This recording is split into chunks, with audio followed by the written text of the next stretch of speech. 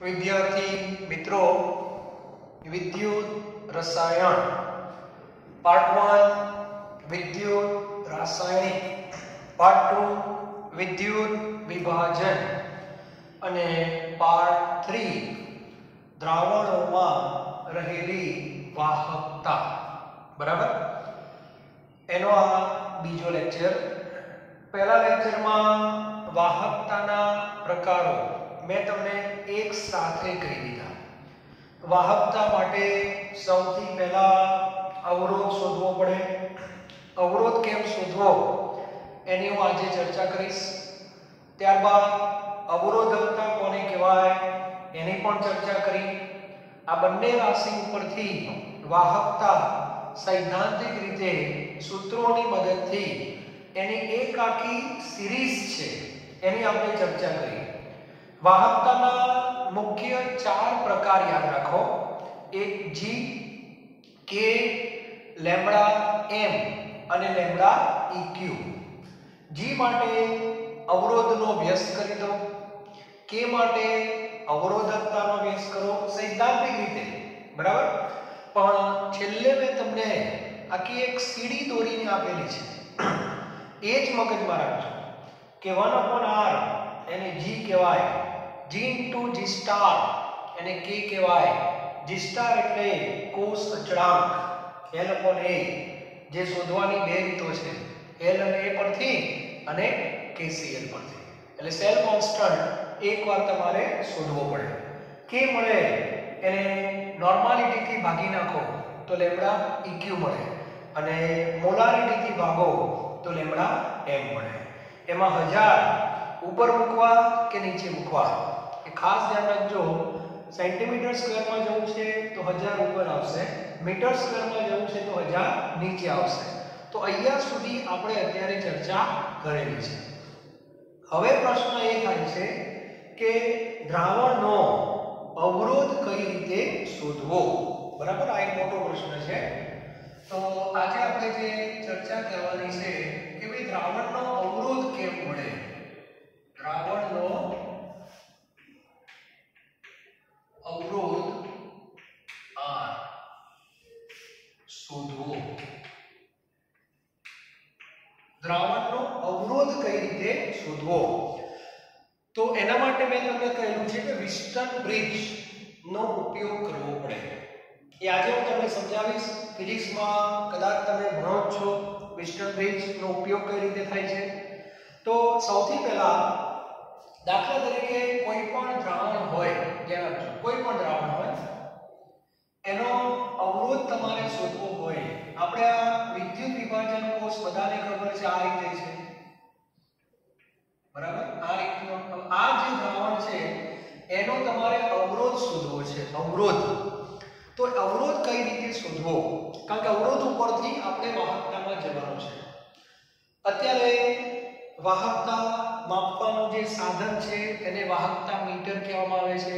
બરાબર, હવે ટેક્સ્ટબુક ની અંદર તમને બે આકૃતિ આપી છે કે અત્યારે આ જે આખો પ્રયોગ છે એ લોકો કઈ રીતે કરે છે.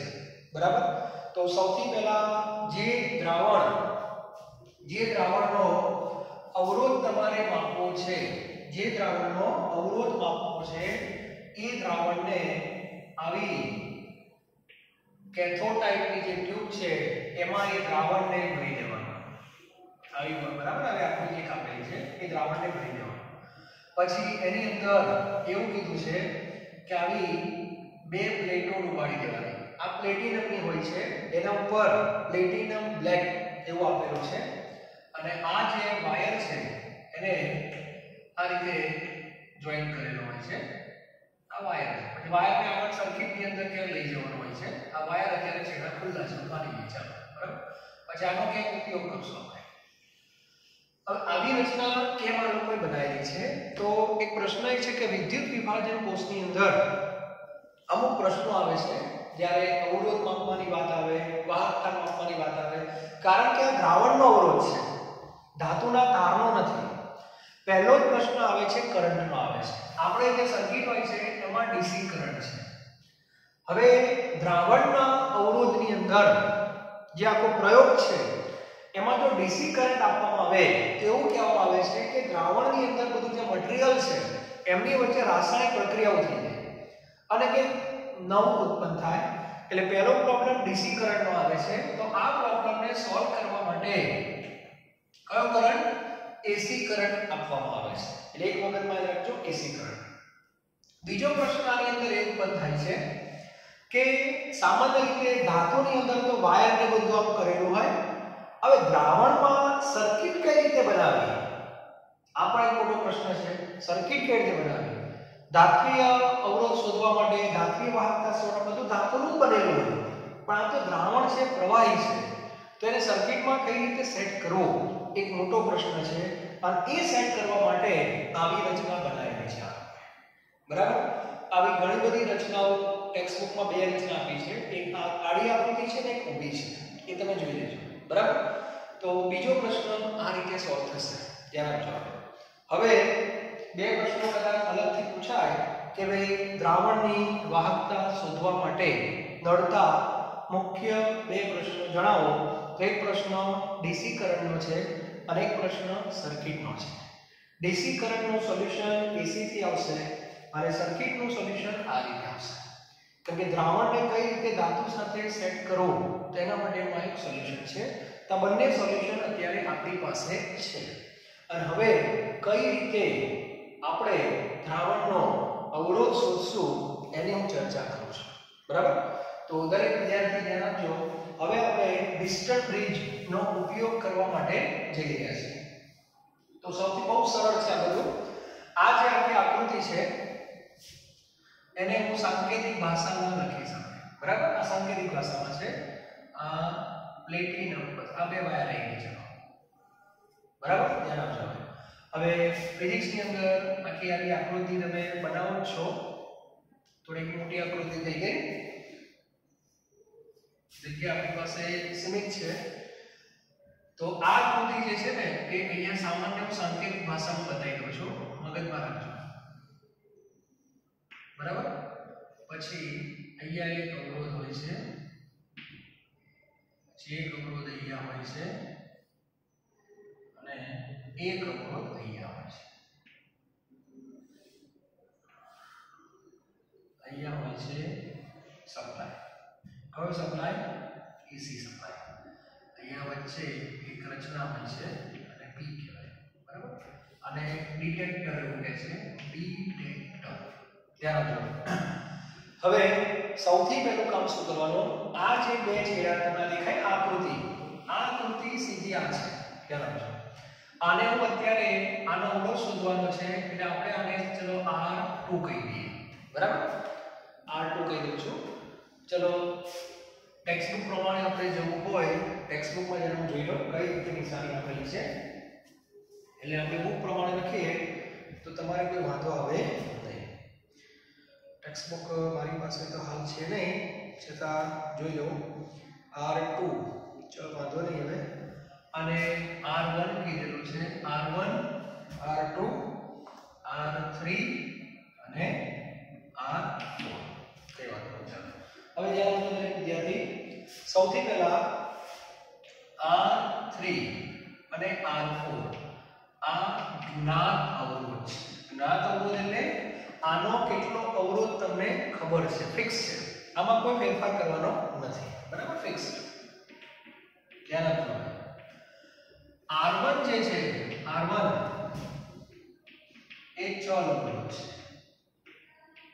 આ શું છે? ચલ અવરોધ. ચલ અવરોધ એટલે એમાં આપણે શું કરશું? ફેરફાર કરશું આની અંદર. અને આ તો આ સર્કિટ છે. આનો અવરોધ તો આપણે શું કરવાનો છે? શોધવાનો છે.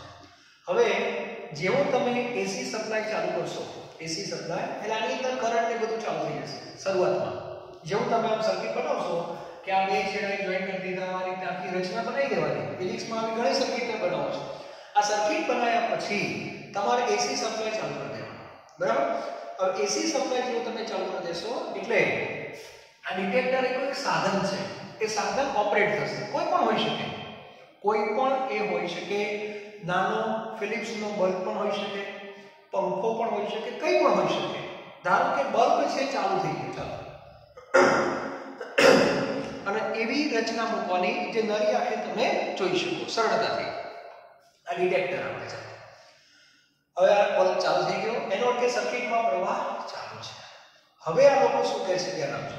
હવે એમનો પ્રયત્ન એવો છે કે આ છેડો અને આ છેડો, આ બે છેડાના 20 સ્થિતિમાન સરખા કરવા. 20 સ્થિતિમાન સરખા કરવા એનો અર્થ કે આ બે છેડા વચ્ચેનો 20 સ્થિતિમાનનો તફાવત 0 કરી દેવો. બરાબર? અને એના માટે R1 જે છે એમાં ચઢાવ ઉતાર જે કે ફેરફાર કરવો એમાં કર્યા કરવાનો. બરાબર? અને એવો ફેરફાર કરવાનો કે સર્કિટમાં I બરાબર શું થઈ જાય 0. આ ભાગમાં પ્રવાહ આવતો બંધ થઈ જાય ત્યાં સુધી આ પ્રયોગ કરવાનો. સમજાય છે બધાને? સૌથી પહેલા સર્કિટ બનાવો, આકૃતિમાં બતાવ્યા પ્રમાણે AC સપ્લાય ચાલુ કરો, ફિલિપ્સનો બલ્બ ચાલુ થઈ જશે. ચાલુ થાય છે એનો અર્થ કે બે છેડા વચ્ચે 20 સ્થિતિમાનનો તફાવત છે. હવે આ તફાવતને 0 કરવાનો છે, એટલે આ બંનેનો 20 સ્થિતિમાન સરખું કરવું છે. બરાબર? ત્યાં સુધી આ R1 ને શું કરવાનો? પ્લસ માઈનસ કરતા રહેવા તમારી રીતે. અને ત્યાં સુધી આ નાટક કરવાનો જ્યાં સુધી ફિલિપ્સનો બલ્બ બંધ ન થાય ત્યાં સુધી. બંધ જેવો થઈ જાય એટલે એનો સાબિત એવું થાય કે I 0 થઈ ગયો. અને I 0 થઈ જાય પછી કિર્ચોફના નિયમો તમે ભણી ગયા છો એ પણ વાપરી શકાય. બરાબર? અને એનો ઉપયોગ કરીને ફિઝિક્સમાં એવું કહે છે કે આવી સ્થિતિમાં પાસેના બે જે અવરોધ હોય એના ગુણોત્તરનું મૂલ્ય સરખું થાય. એટલે પાસેના બેને કોઈ પણ લઈ શકાય. આ બે પણ લઈ શકો, આ બે પણ લઈ શકો. જેમ કે આપણે આ બે લેવા છે માની લો, તો આ બે લઈએ છીએ R2/R4. R2/R4 is equal to R1/R3. બરાબર? તો આપણે R2 શોધવાનું છે. તો R2 બરાબર R4 R1/R3. એમાં R3 અને R4 આ બે તો તમને ખબર જ છે, એ તો ફિક્સ જ હોય. R1 એટલે અહીંથી લેવાનું. જ્યારે તમે એવો ફેરફાર કરો કે પ્રવાહ 0 થાય એ મૂલ્ય તમને અહીંથી મળી જશે. એટલે પ્રયોગ પરથી R1 મળશે. એ R1 અહીંયા મૂકી દો એટલે સીધો R2 આવે કે ના? R2 એટલે આનો અવરોધ. એટલે ગ્રાઉન્ડનો અવરોધ શોધવા માટે વિસ્ટન બ્રિજનો ઉપયોગ થાય છે. બીજું કશું છે નહીં. એ આપણે જે લખ્યું વિસ્ટન બ્રિજની મદદથી પહેલા લેક્ચરમાં એ આ રીતે. આ એટલા માટે સમજાવું છું કે દરેકને ખબર પડવી જોઈએ કે દ્રાવણનો અવરોધ કઈ રીતે શોધાય. તો આ રીતે શોધાય. આ પહેલો પ્રયોગ છે. આના માટેના પ્રશ્નો હતા, બે ત્રણ સોલ્વ થઈ ગયા. પછીની આ સર્કિટ છે. ડીસી જગ્યાએ એસી સપ્લાય અને સર્કિટ આ રીતે બનાવી દો તો દ્રાવણનો અવરોધ પણ મળે છે. ક્લિયર? તો દરેક વિદ્યાર્થીને અવરોધ કેમ શોધવો એ ખબર હોવી જોઈએ. બરાબર? ચાલો હવે આગળ વધીએ. આ દ્રાવણના અવરોધની વાત છે અને પછી તો બધું તમે ભણી ગયા છો. આ તમને જે અવરોધ મળે પછી એનું શું કરી દેવાનો? વ્યસ્ત કરી દેવાનો. વ્યસ્ત કરો એટલે સીધું G આવે કે ના આવે? વ્યસ્ત કરો એટલે G આવશે. બરાબર? અને આ જે G આવે એને તમારે G સ્ટાર વડે શું કરવાના? ગુણી નાખવાના. G * G સ્ટાર કરો એટલે કે કારણ કે G સ્ટાર ક્યાંથી લાવવાના? તો પહેલા તમને કીધું G સ્ટાર એટલે cos અચળાંક અને એ શું છે? L/A. એટલે તમારે L/A શોધવા પડે. એના માટેની બે પદ્ધતિ છે. એક L અને A પરથી પણ વિશ્વાસપાત્ર નથી, અને બીજી પદ્ધતિ છે KCL પરથી. તો KCL પરથી શોધવામાં આવે છે, પણ એ બહુ ડિટેલમાં આપણે જતા નથી. બરાબર? તો આ રીતે G * G સ્ટાર એના પરથી કે આવી જાય K જે છે એને મોલારિટીથી ભાગો, ગુણ્યા શું કરી દો? 1000. તો આને કહેવાય લેમ્ડા m. આને કહેવાય મોલર વાહકતા. અને કોઈ એમ કે ના મારે નોર્માલિટીથી ભાગવા છે તો એને કહેવાય લેમ્ડા eq, તુલ્ય વાહકતા. તો દરેકને આ ટોપિક ક્લિયર હોવો જોઈએ.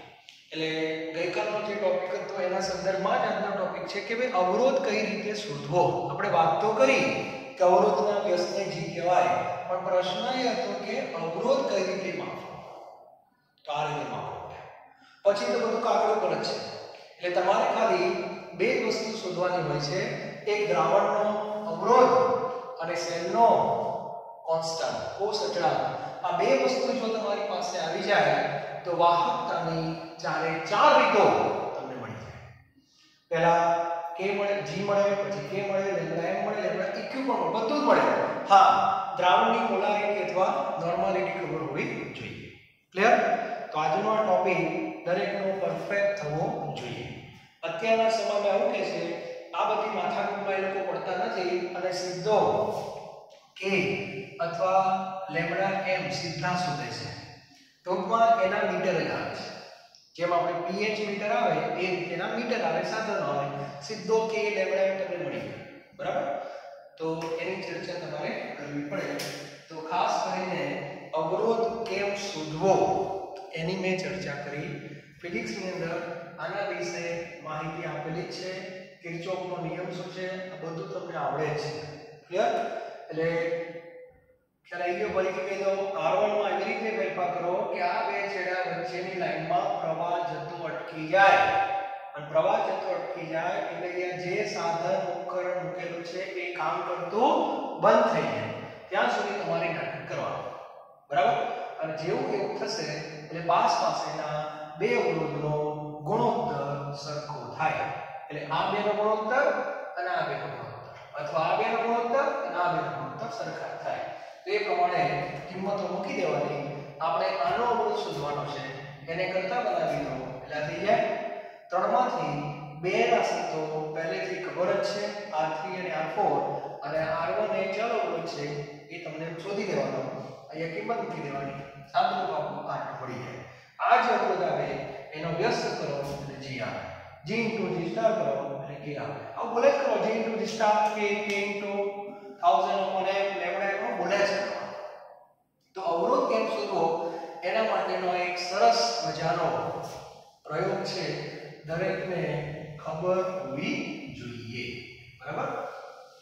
તો આ એક નાનો એક પ્રશ્ન હતો. આગળના ટોપિકમાં આપણે આગળ વધીએ. તો આનું જે કંઈ લખાણ છે એ હું તમને ફોટો પાડીને મોકલાઈ દઈશ. ટૂંકમાં ટેક્સ્ટ બુકમાંથી તમારે લખવાનું છે. બરાબર? એટલા માટે ચલો હવે આપણે મૂળ મુદ્દા ઉપર આવી જવાનું પાછું. હવે જે આપણો ટોપિક છે દ્રાવણની વાહકતાને અસર કરતા પરિબળો. બરાબર? દ્રાવણની વાહકતાને અસર કરતા પરિબળો. તો બધાને ખબર છે કે શુદ્ધ પાણી જે છે, શુદ્ધ પાણી વિદ્યુતનું શું છે? અવાહક છે. કારણ કે શુદ્ધ પાણીમાં H+ અને OH- નું પ્રમાણ બહુ ઓછું છે. n−7 છે મોલારિટી. એટલે 1 લિટરમાં n−7 મોલ જ હોય. વિચારો તમે. એટલે બહુ ઓછા એનો કહેવાય. એલાની વાહકતા પણ કેવી હોય? ખૂબ ઓછી હોય છે. એટલા માટે આપણે શું કરીએ? પાણીની અંદર વિદ્યુત વિભાજ્ય નાખવાનો. પાણીમાં શું નાખવાનો? વિદ્યુત વિભાજ્ય. વિદ્યુત વિભાજ્ય શું કરવાનો? ઉમેરવાનો. વિદ્યુત વિભાજ્ય ઉમેરશો એટલે આયનો વધશે, અને આયનો વધશે એટલે સ્વાભાવિક છે કે વાહકતા પણ વધશે. અને આ જે વાહકતા છે એને અસર કરતા કેટલાક પરિબળો છે. તો સૌથી પહેલું પરિબળ દરેકને ખબર હોવી જોઈએ, દ્રાવ્યની પ્રકૃતિ. દ્રાવ્યની પ્રકૃતિ એટલે દ્રાવ્ય પ્રબળ છે કે નિર્બળ. પ્રબળ હોય તો આયનીકરણ વધારે થાય, વધારે આયનો મળે તો વાહકતાની સંભાવના વધી જશે. નિર્બળ હોય તો ઓછા આયનો આવે. આ બધું તમને ખબર છે, સંતુલનમાં ભણી ગયા છે. દ્રાવ્યની પ્રકૃતિ હોય એવી પ્રકૃતિ કોની હોય? દ્રાવકની પણ હોય. દ્રાવક તરીકે શું લો છો? પાણી લો છો, તેલ લો છો, ઇથેનોલ કંઈ પણ લઈ શકાય. દ્રાવક તરીકે એવું કોને કીધું કે પાણી લેવું? હા, 90% કેસમાં આપણે પાણીનો ઉપયોગ કરીએ છીએ, પણ ગમે તે લઈ શકાય. તેનાથી પણ વાહકતા બદલાય છે. ત્યાર પછી તાપમાન, એક આ પરિબળ પણ છે. બરાબર? ત્યાર પછી સ્નિગ્ધતા. જે દ્રાવક તમે લો છો એની સ્નિગ્ધતા કેવી છે? સ્નિગ્ધતા. બરાબર? ત્યાર પછી નંબર 5 આયનોના કદ અને તેમનું જલીયકરણ. આયનોના કદ અને તેમનું જલીયકરણ. અને નંબર 6 સાંદ્રતા. બરાબર? આટલા પરિબળો વાહકતાને શું કરતા હોય છે? અસર કરતા હોય છે. આ બધા પરિબળો તમારે ડિટેલમાં ભણવાના નથી. ડિટેલમાં તમારે એક આ પરિબળ સાંદ્રતા ભણવાનું છે.